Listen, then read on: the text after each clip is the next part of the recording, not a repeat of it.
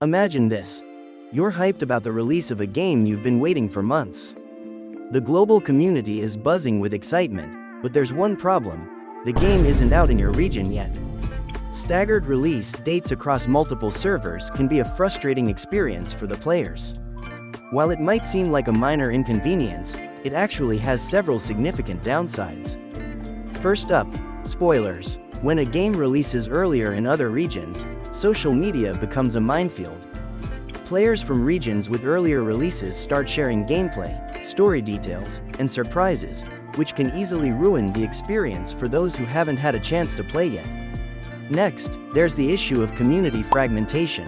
Communities thrive on shared experiences, discussing strategies, sharing tips, and diving into lore together.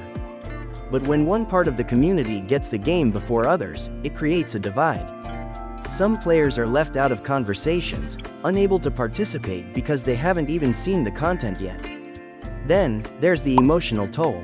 The anticipation of a release is part of the excitement of gaming, but when that anticipation turns into frustration because others are playing while you're still waiting, it can dampen the entire experience. So, what's the solution? Obviously, a simultaneous global release.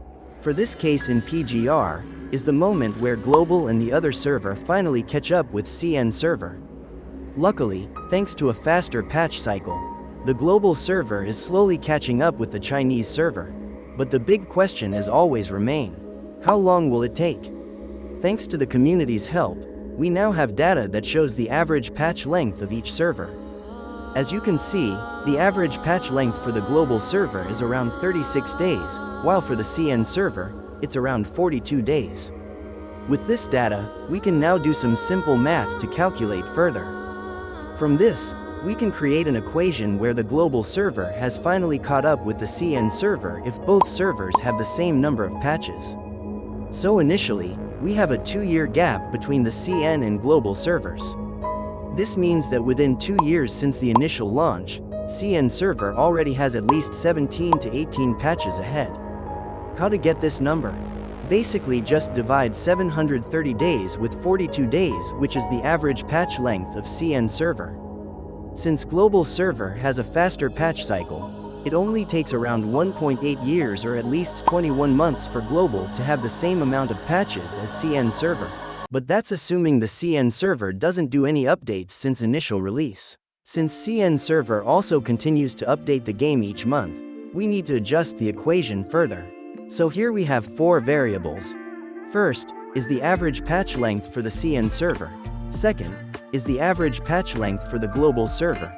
Third, is the initial gap between both servers. And finally X, which represents the number of days it takes for the global server to catch up with the CN server. So the equation is X plus 730. Divide by 42, which represents the number of patches for CN server, equal X divide by 36, which represents the number of patches for global server, both after X days.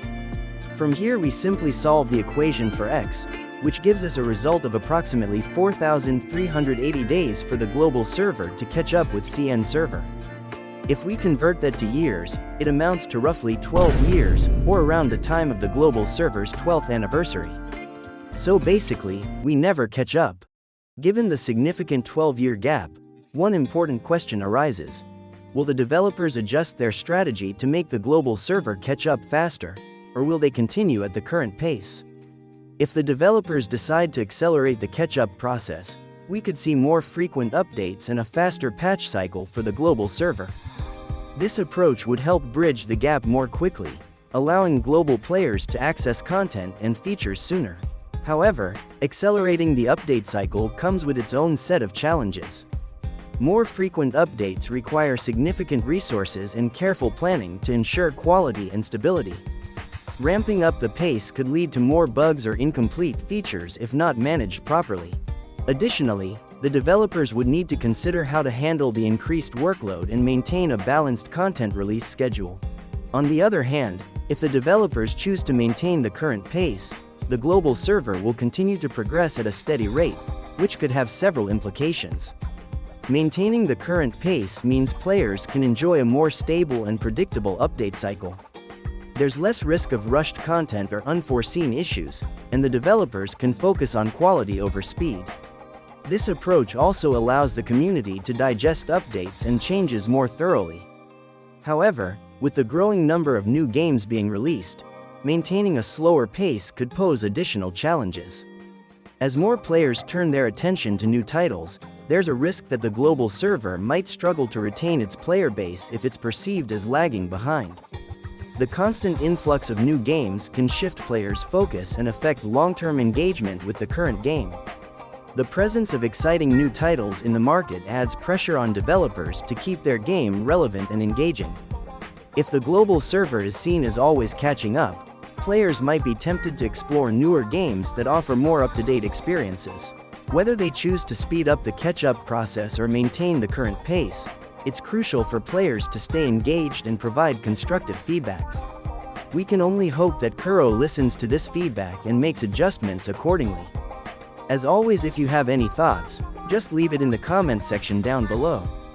If you like the content, make sure to like and subscribe, and I see you guys next time.